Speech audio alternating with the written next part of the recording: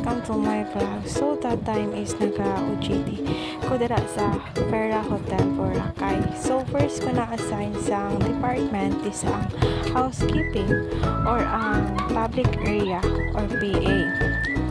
I think 1 week ko na-assign sa housekeeping. And then ginpa-change ako sa front desk department.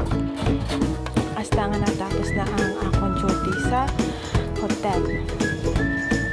So mga muna nga picture is naga-documentation kami kay managtapos na akong nga duty sa hotel. So muna gali ang mga ulibrahon as department namon. Ang public area kag ang front desk. Kahit duha lang ka department ako na-assign. Muna. So, thank you for watching. So, muna gali ang mga picture kay manog tapos na kami sa mga duty. Hindi na naman magkuha sa amon nga certificate. Upak, San Jan, Sherlyn Yarn. Thank you for watching.